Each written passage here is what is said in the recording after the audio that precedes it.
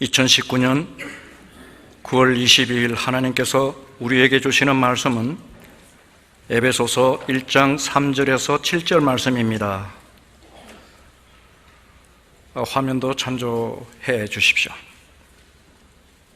준비됐으면 제가 봉독하겠습니다. 찬송하리로다. 하나님 곧 우리 주 예수 그리스도의 아버지께서 그리스도 안에서 하늘에 속한 모든 신령한 복을 우리에게 주시되 곧 창세전에 그리스도 안에서 우리를 택하사 우리로 사랑 안에서 그 앞에 거룩하고 흠이 없게 하시려고 그 기쁘신 뜻대로 우리를 예정하사 예수 그리스도로 말미암아 자기의 아들들이 되게 하셨으니 이는 그가 사랑하시는 자 안에서 우리에게 거저 주시는 바 그의 은혜의 영광을 찬송하게 하려는 것이라. 우리는 그리스도 안에서 그의 은혜의 풍성함을 따라 그의 피로 말미암아 속량 곧 죄사함을 받았느니라. 아멘. 다들 평안하십니까? 예. 그래도 일부 예배 때는 평안하신 분이 조금 더 많으신 것 같습니다.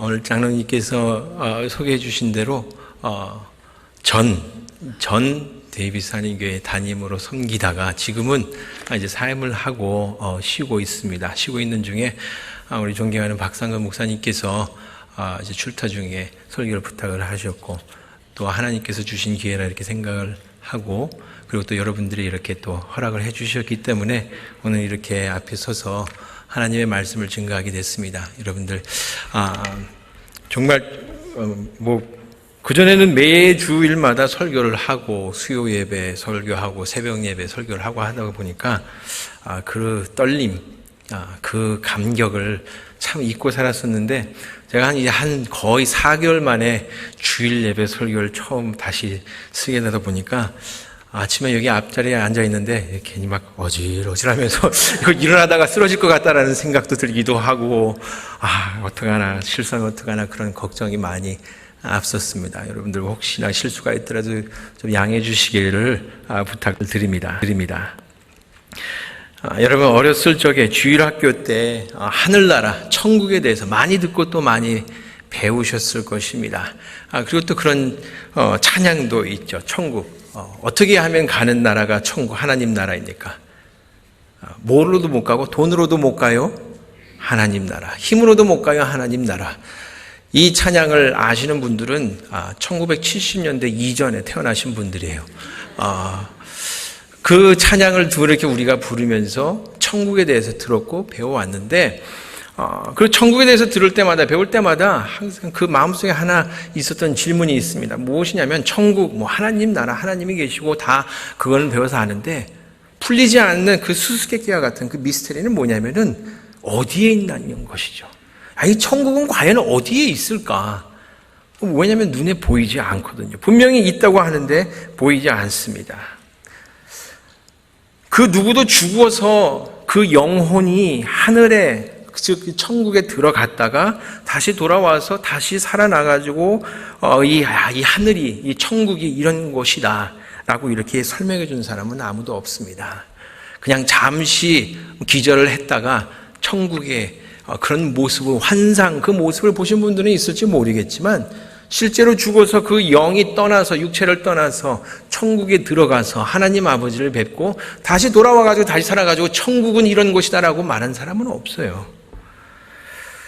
그래서 더 미스테리한 것입니다. 우리가 이해하기가 힘들기 때문에 본문 말씀 속에서 이 하늘에서 이 하늘 천국에서 하나님께서 성도들에게 복을 주셨다라고 이렇게 말씀을 하십니다. 수많은 복을 주셨지만은 이 오늘 본문에 보면 대표적으로 두 가지 그 복을 볼 수가 있습니다. 그 복을 주신 곳이 하늘에서부터 천국에서부터 주셨다고 했습니다. 여러분 이 천국을 우리가 잠시 다시 한번 생각해 보자면은 여러분 우리가 자칫 잘못하면은 천국은 그냥 이 영들만 있는 곳으로 생각할 수 있습니다. 사실이긴 합니다. 왜냐하면 우리가 죽어서 우리의 영이 지금 천국에 들어가기 때문에 예수님이 재림해서 다시 오시기 전까지는 천국에는 우리의 영혼만이 들어갈 수 있는 곳이에요. 하지만 그렇다고 해서 예수님도 예수님의 영만이 천국에 계시는 것은 아닙니다. 왜냐하면 예수님께서 죽으신 지 3일째 되는 주일 아침에 다시 부활하셨을 때에 여러분 어떻게 부활하셨습니까? 예수님의 영이 부활하신 건가요? 그렇지 않습니다. 예수님의 육체가 부활을 한 것이죠. 만질 수 있고 제자들과 함께 음식을 먹을 수 있는 그 육체로 부활하셨어요.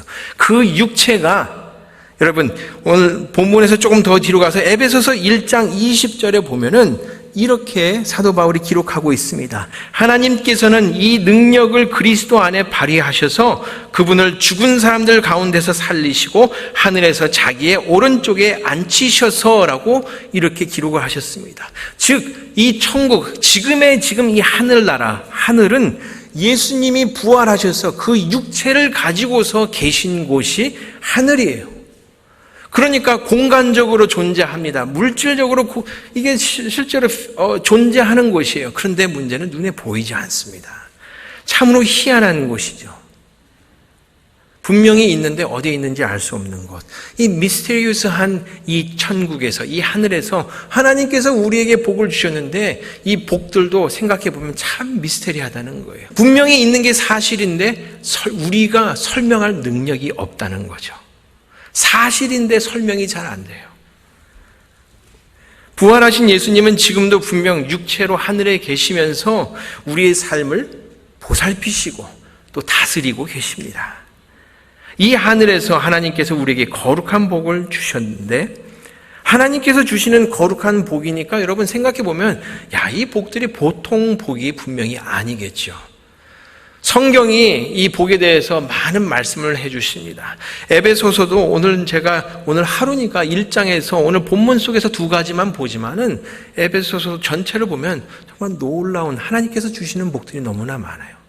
그리고 이 에베소서뿐만이 아니라 성경 전체, 그리고 성경 전체를 더 나아가서 성경에 다 기록할 수 없을 만큼 놀라운 그 복들이 있다는 것입니다.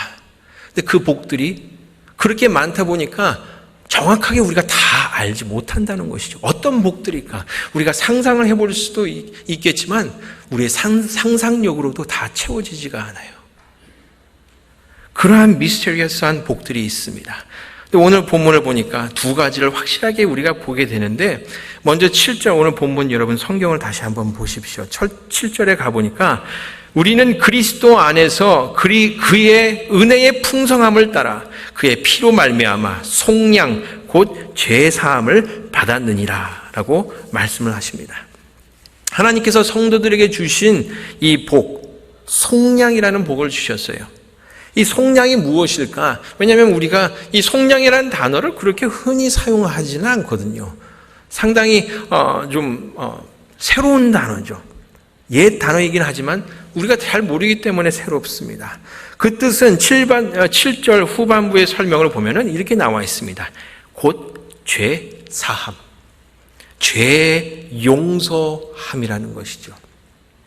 자, 그럼 또 이제 좀 궁금하게 되는 것은 그럼 사도 바울이 기록을 할 때에 그냥 간단하고 쉽게 죄 사함, 죄 용서함을 받았느니라 이렇게 하면 될 걸 앞에 이 속량이라는 그런 단어를 썼단 말이죠. 왜 그랬을까? 분명히 이유가 있고 목적이 있는 것입니다.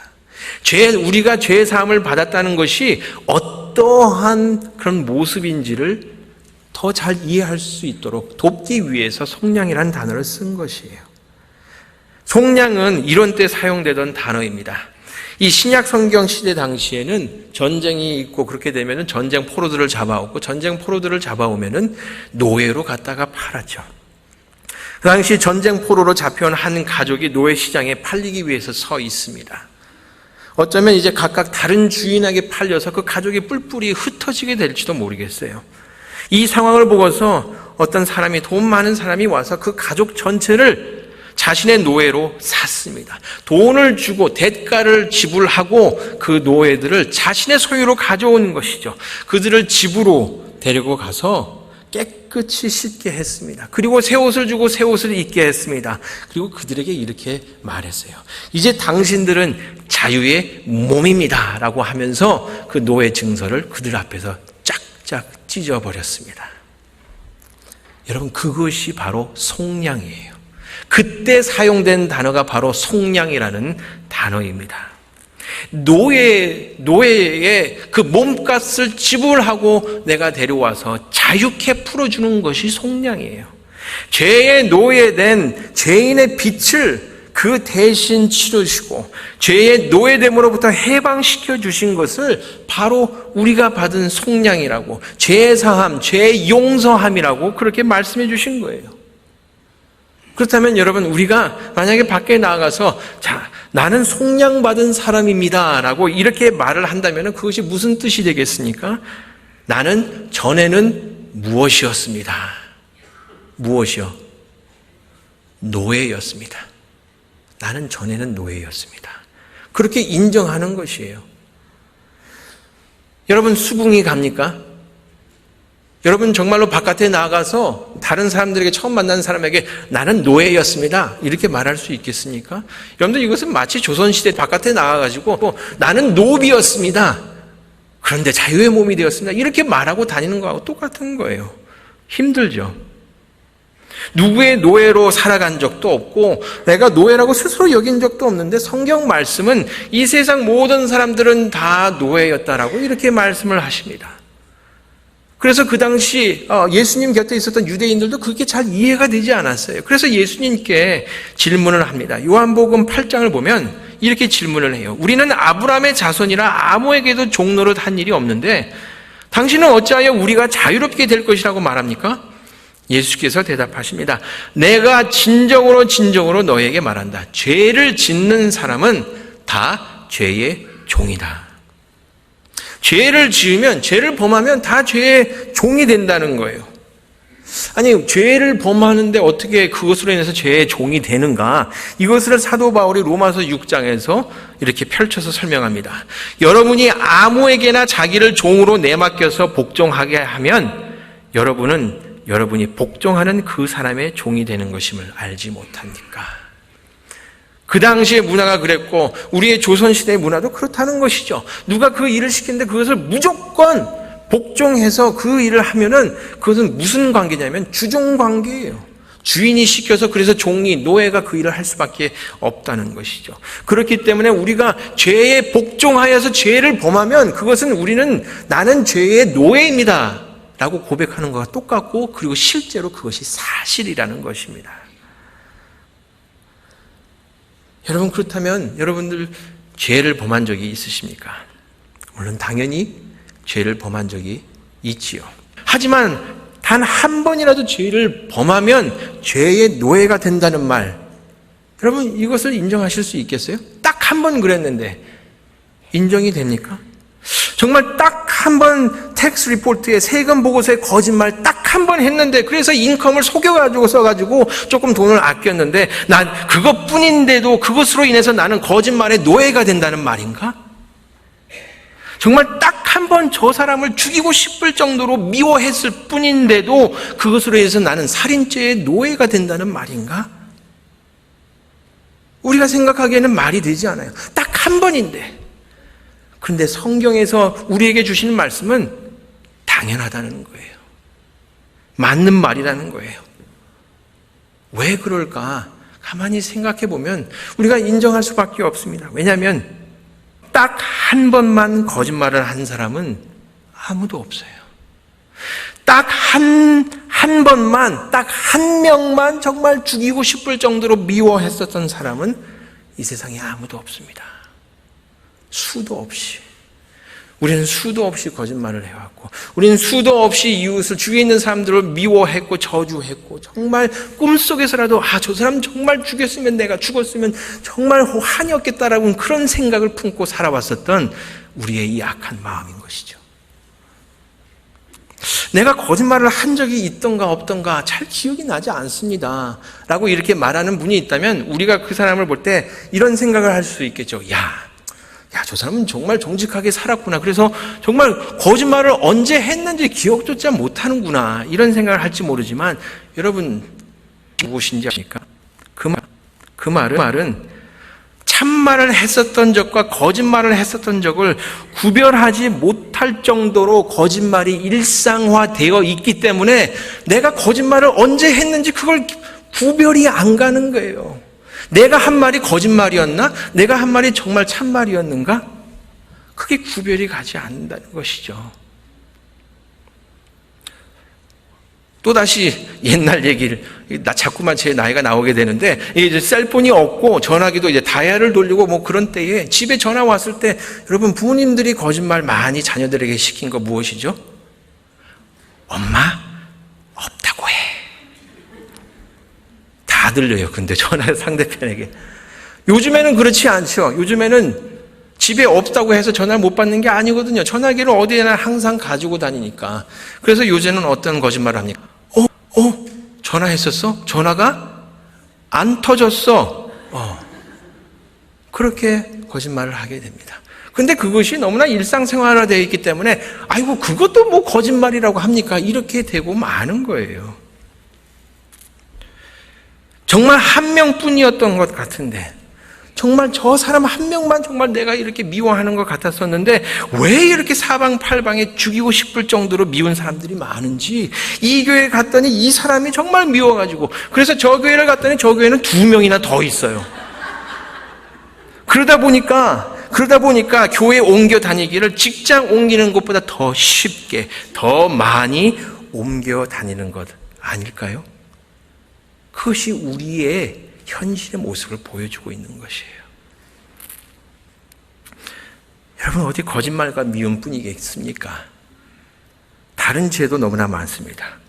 헤어나오지 못하고 우리가 단절하지 못하고 자꾸만 반복하는 죄가 한둘이 아니라는 것입니다. 그래서 우리는 어느 특정한 죄의 노예일 뿐이 아니라 더 훨씬 더 나아가서 우리는 총체적으로 죄의 노예인 것입니다. 머리부터 발끝까지 우린 죄의 노예인 것이에요. 겉으로 보기에는 노예가 아니라 자유인처럼 보입니다. 우리가 그냥 내가 하고 싶은 대로 하고 내가 하고 싶은 말 하고 내가 먹고 싶은 거 먹고 이렇게 살아가니까 나는 노예가 아니고 자유인이다 이렇게 생각이 되죠. 그러나 사실은 죄라는 그 쇠사슬에 묶여 있는 거예요. 마치 쇠사슬이 목에 묶여 있는 그런 개와 같다는 것입니다.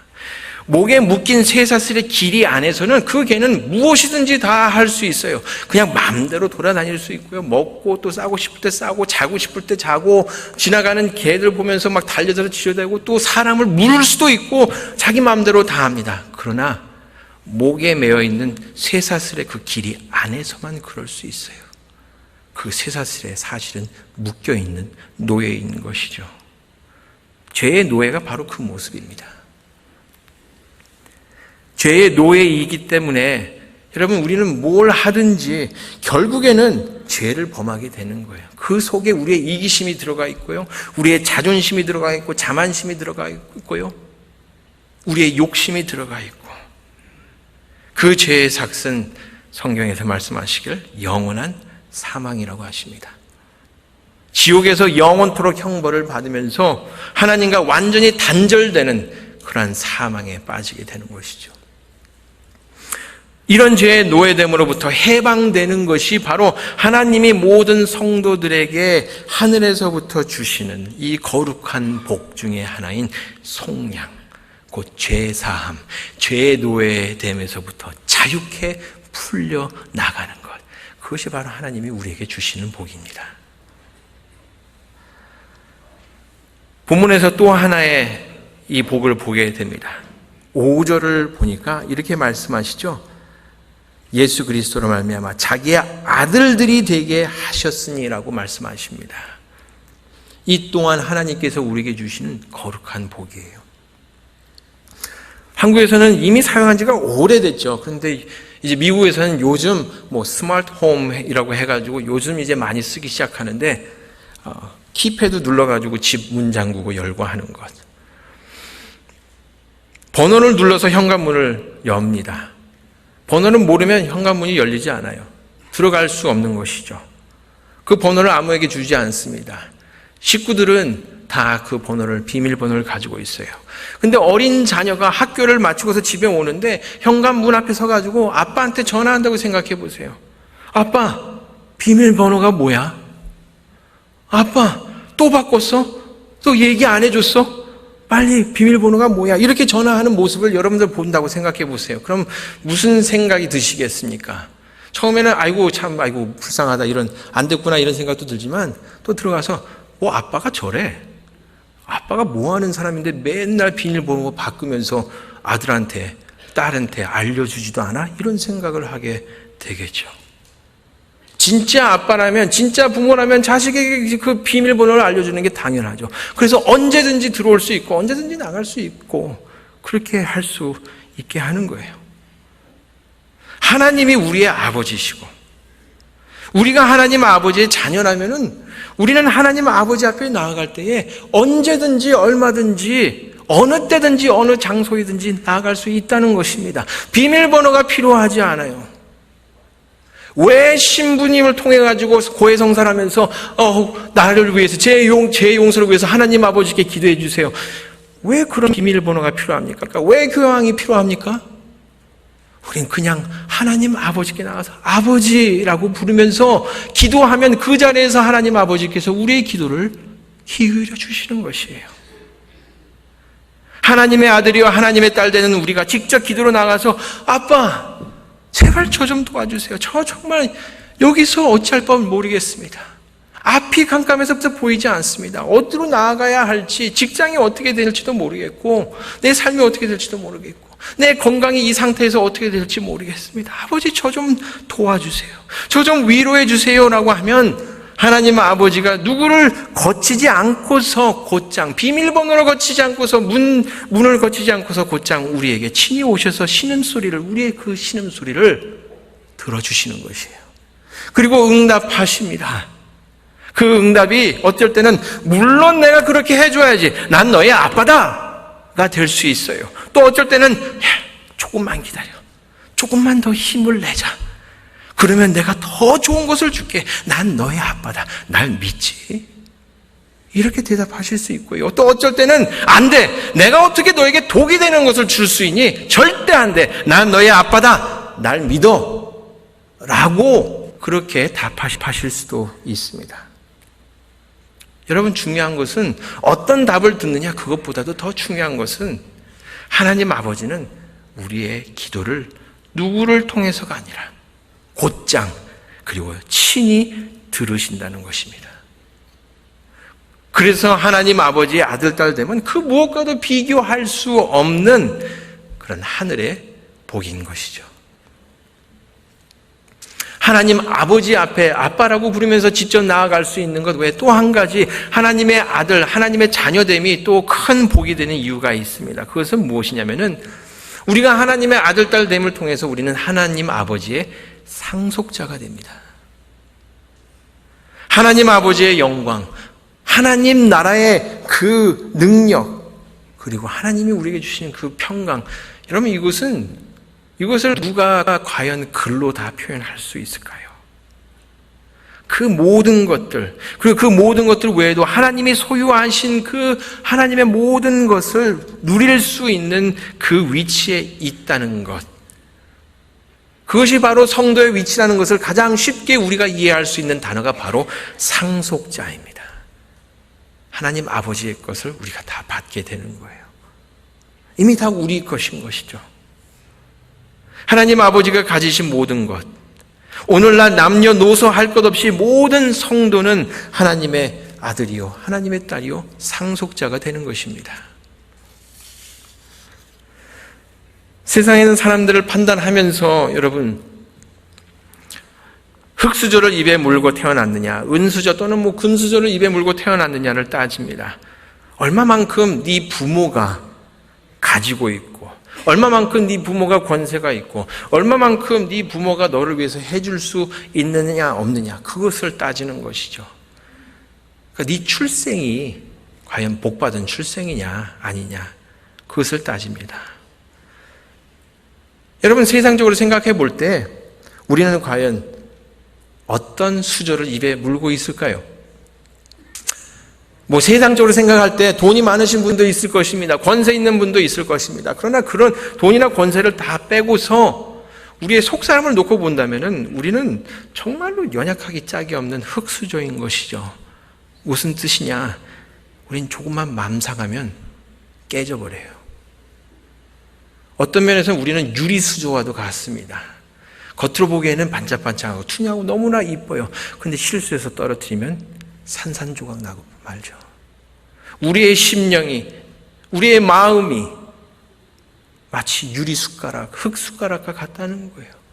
왜 이렇게 무너지고, 왜 이렇게 깨지고, 왜 이렇게 낙심되고, 왜 이렇게 풀리는 일이 없고, 앞은 보이지 않고, 그렇다고 한국에서 부모님이 나를 이렇게 도와줄 수 있는 형편이 되는 것도 아니고, 어쨌든 내가 뚫고 나아가야 되는데 할 수 있는 것이 없고. 여러분, 하지만 낙심하지 맙시다. 왜 낙심하지 마느냐? 우리 입에는 지금 이 세상 3차원적인 눈으로 보지 못하는 숟가락이 우리 입에 물려 있다는 거예요. 이 숟가락이 어디서 쓰던 숟가락이겠습니까? 이 숟가락이 과연 어디서 온 숟가락일까요? 하늘에서 온 숟가락이죠. 하나님 아버지가 준비하신 숟가락이에요. 그걸 우리 입에다가 물려주셨어요. 눈으로는 보이지 않아요. 그래서 아까 우리가 처음에 보았던 하늘과 같은 미스테리입니다. 눈에 보이지 않는데 우리 지금 입에 물려있는 이 숟가락은 이 세상 그 어느 숟가락과도 비교할 수 없어요. 다이아몬드로 가지고 만든 숟가락도 우리 입에 있는 숟가락과는 비교되지 않습니다. 그것을 우리는 너무 자주 잊고 있으나 그래서 우리가 낙심하게 돼요.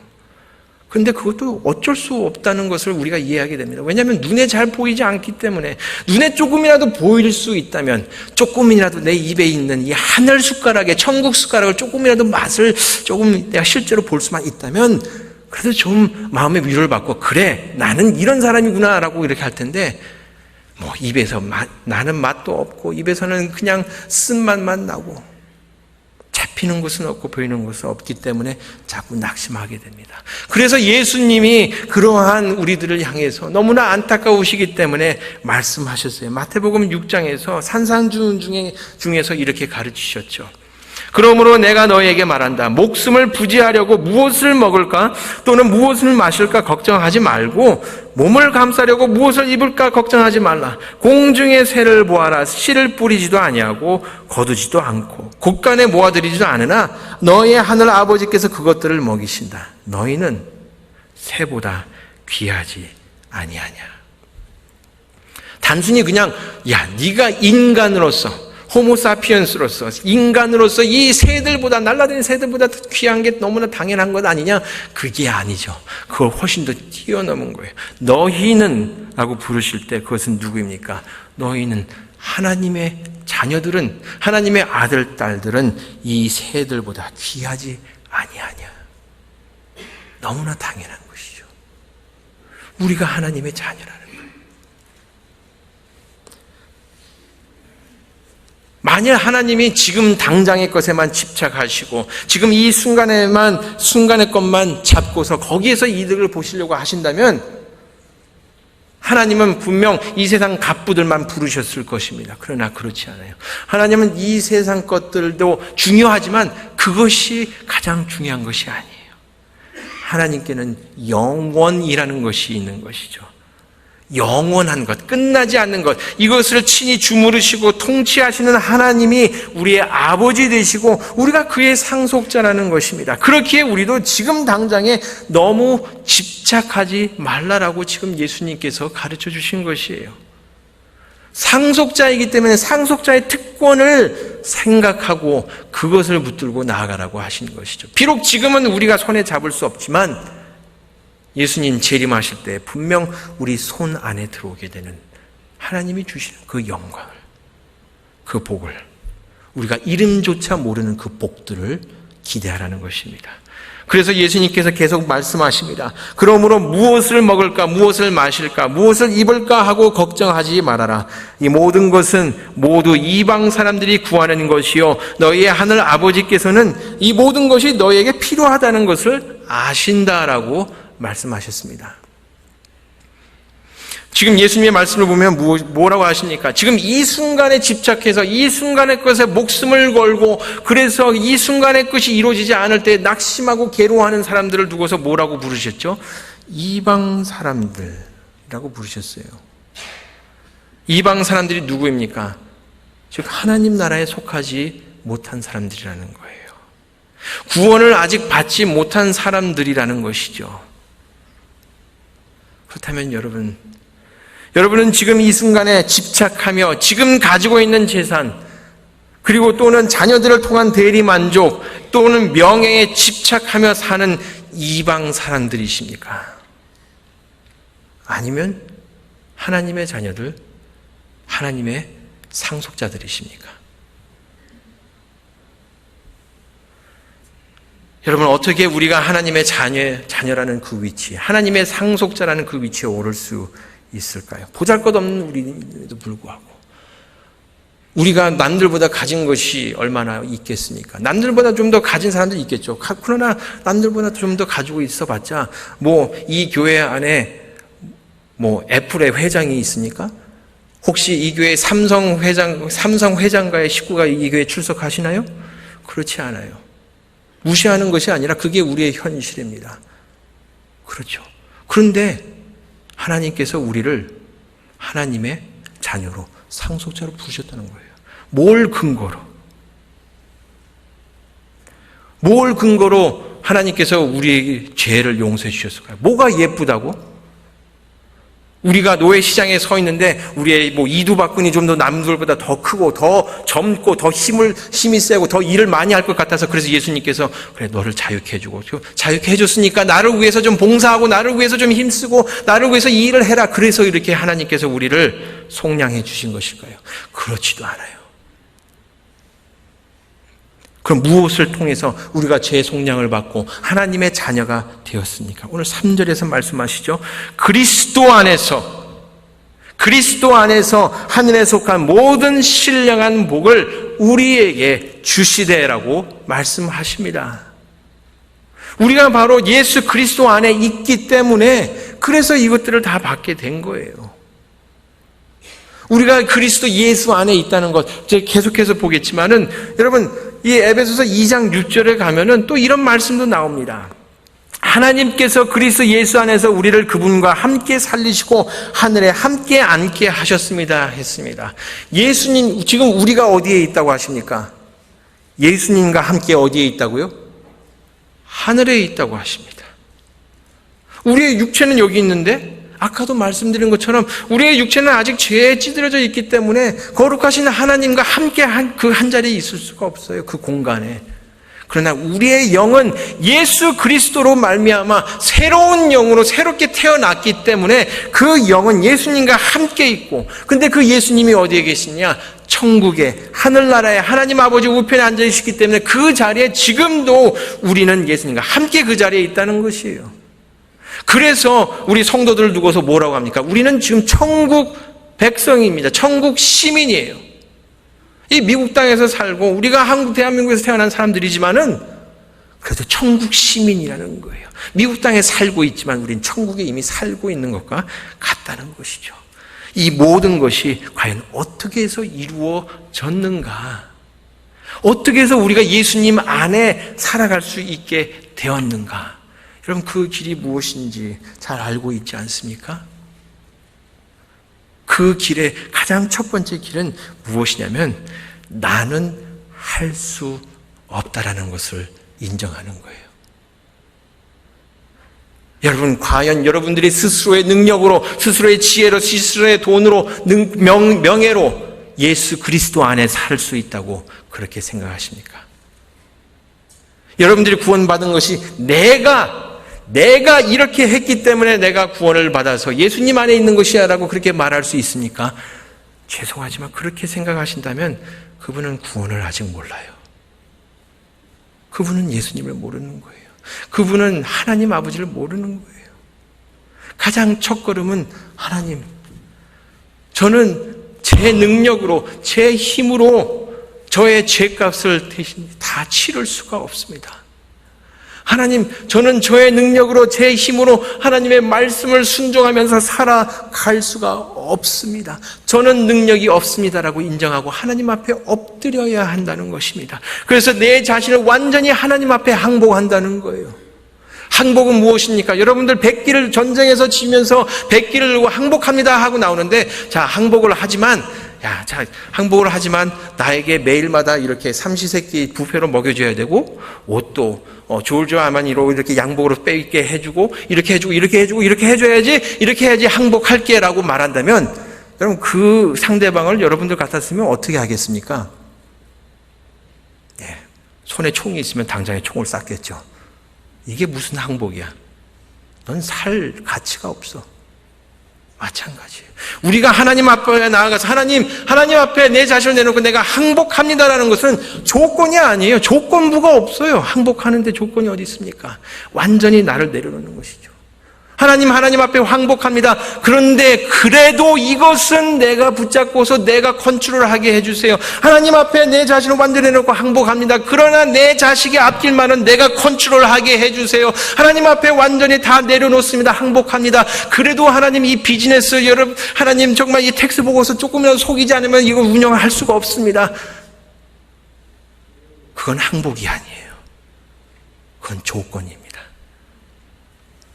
그래서 하나님 앞에 고백해야 돼요. 하나님 도와주세요. 저는 저 스스로 구원할 수가 없습니다. 제 죄값을 치를 수 없습니다. 죄로 인해서 죄의 노예가 된 상황에서 죄의 용서함을 받고 자유케 되기 위해서는 그렇기 때문에 죄를 범하지 않은 온전한 삶을 내 대신에 살아주시고, 또 내가 받아야 할 그 죄의 형벌을 대신 받아줄 구원자 예수 그리스도가 절대로 필요합니다라고 인정하고 하나님 앞에 매달려야 한다는 것입니다. 그래야 살 수 있는 거예요.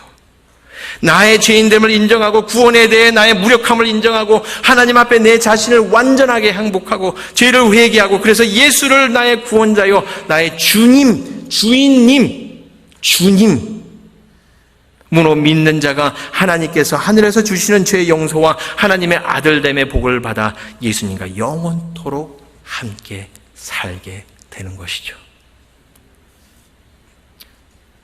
그 말은 예수 안에 있지 않으면 죄 용서함도 없다는 거예요. 예수 안에 있지 않으면 하나님의 상속자도 되지 못한다는 거예요. 예수 안에 있지 않으면 이 세상에서 우리가 살아가는 70, 80, 90평생이 전부라는 것입니다. 그것이 끝나면 절망밖에 없는 거예요. 전도서에서 말하는 것처럼 우리가 정말 해 아래에서 열심히 일해서 다 벌고 다 쌓아놨는데, 참 기가 막히고 웃기는 일이 있으니 들어보라. 이것이 무엇이냐? 내가 죽었더니 내가 벌어놓고 세이브했던 거, 내가 미워했던 저 사람들이, 내 친척들이 다 가져가서 다 즐기고 다 사는구나.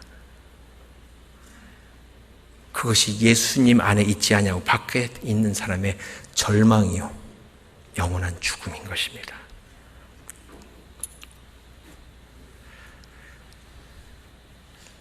우리는 예수님 안에 있고, 예수님은 지금, 예수님의 육체는 하늘에 계십니다. 그러나 또 예수님은 성령으로 인하여서 우리와 또 함께 이 자리에서 함께 하고 계신 것이죠. 그래서 우리는 이 자리에 있어도 예수님과 함께, 예수님이 우리와 함께 이 땅에 계신 것이고, 그리고 우리가 이 자리에 있어도 우리는 예수님과 함께 천국에 또 함께 있는 것입니다. 어딜 가나 우리는 예수님 안에 있는 그런 성도들이 된 것이죠. 우리가 예수님 안에 있는 바로 그곳에서 예수님께 우리의 고통을, 우리의 슬픔을, 또 우리의 억울함을, 그리고 우리가 한평생 가슴 속에 맺혀온 그 한까지도 예수님께 다 토로할 수 있어요. 그럼 예수님은 그것을 들어주십니다. 우리가 그렇게 우리의 연약함, 우리의 부족함, 우리의 이 믿음 없음을, 예수님 정말 이 믿음이 없습니다라고 고백할 때 예수님이 그럼 우리에게 뭐라고 말씀하실까요? 야, 이 바보 같아. 네가 지금 교회를 몇 년을 다녔는데 이 정도 일 가지고서 이렇게 흔들리고 연약하고 믿음 없어서 되겠냐? 내가 너 이러라고 구원해 줬냐? 이렇게 예수님께서 우리에게 말씀하실까요? 전혀 그렇지 않아요. 예수님은 그런 우리와 함께 울어주십니다. 우리를 안아주시는 거예요. 그리고 우리를 토닥여 주십니다. 그리고 우리에게 수고한다, 수고한다. 조금만 더 힘을 내자. 너는 내 친구요, 내 형제요, 내 자매요, 내 백성이다. 내가 너를 결코 떠나지 아니하고 항상 함께하고 있다. 라고 우리를 확인시켜 주십니다. 지금 우리가 살고 있는 이 생명, 이 삶은 결코 여러분 이 세상에 한정되어 있거나 이 세상에 묶여져 있는 것이 아님을 기억하시기 바랍니다. 우리는 우리에게 주어진 그 영원한 생명이 이미 시작이 된 거예요. 왜냐하면 우리의 영혼은 영혼이 살고 있으니까. 우리의 육체가 죽어서 땅에 묻혀서 썩어진다 할지라도 예수님이 오시는 날 새로운 육체를 주기 때문에 우리는 이미 영원한 생명을 이 땅에서 살아가고 있고, 그 뜻은 바로 우리는 천국의 삶을 이 땅에서 이미 시작했다는 것입니다. 예수님이 함께 하시기 때문에. 여러분, 이 미스테리를 믿으십니까? 실제인데 눈에 보이지 않아서 미스테리예요. 미스테리라고 해서 가짜가 아닙니다. 거짓이 아니에요. 단지 지금 현재 우리 눈에 실제로 보이지 않을 뿐. 그러나 하나님이 개런티해 주신 복입니다. 이 미스테리를 믿으십니까? 여러분의 자녀들은 어떻습니까? 여러분의 자녀들은 이 미스테리를 믿고 있습니까? 여러분의 부모님들은 어떠십니까? 여러분들의 부모님도 이 미스테리를 믿고 계십니까? 여러분, 우리가 예수님 안에 거함을 통해서 하늘에서부터의 그 거룩한 복을 누리는 하늘의 사람들, 하나님 왕국에 속한 가정, 하나님 왕국에 속한 가게 주인, 천국에 속한 직장인, 하나님 왕국에 속한 학생들로서 이 세상의 삶을 살아가시고, 그래서 여러분의 그 삶의 모습을 통해서 이 세상에 예수님의 그 사랑, 그 영광을, 그리고 이 거룩한 복을 주시는 그 하나님의 은혜를 마음껏 드러내시기를 축원해 드립니다. 우리 함께 이 말씀을 묵상하면서 여러분들 우리 함께 찬양 한 곡 하나님께 찬양 드리기를 원합니다. 예수님 안에 거하는 것이 즉 우리가 하나님 안에 거하는 것입니다. 나의 안에 거하라. 함께 찬양하면서 하나님, 정말 하나님 안에 거하기를 원합니다. 하나님의 음성을 듣기를 원합니다. 위로하여 주시옵소서. 주님 앞에 나아갑니다. 함께 찬양하겠습니다.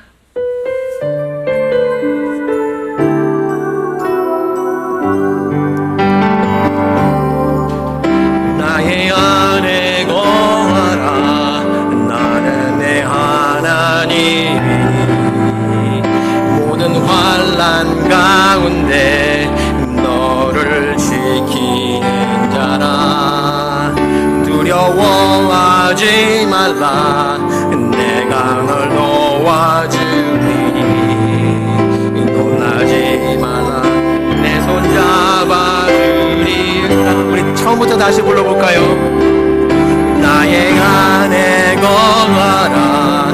나는 내 하나님이니 모든 환난 가운데 너를 지키는 자라.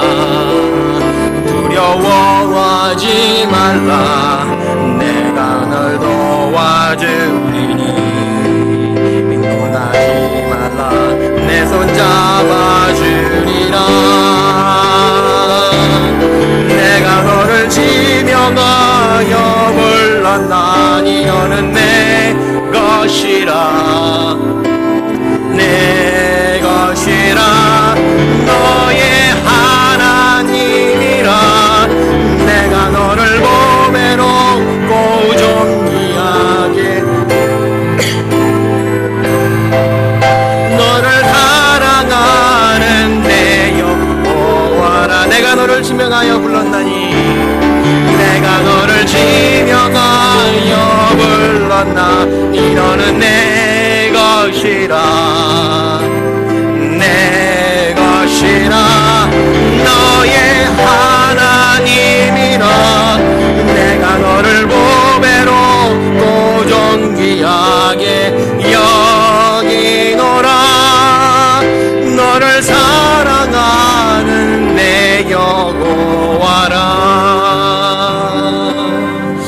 이 시간 우리 잠시 함께 기도하기 원합니다. 말씀을 들었기에, 하나님의 말씀을 들었기에 거기에 반응하기를 원합니다. 하나님 앞에 나와서 우리가 한 목소리로 기도하기를 원합니다. 예수 그리스도 안에 있는 천국 사람으로서 나의 삶을 살아가겠습니다. 결단하는 기도가 나오기를 원합니다. 사랑하는 식구들, 이웃들, 동료들에게도 이 진리를 가르쳐 주시옵소서.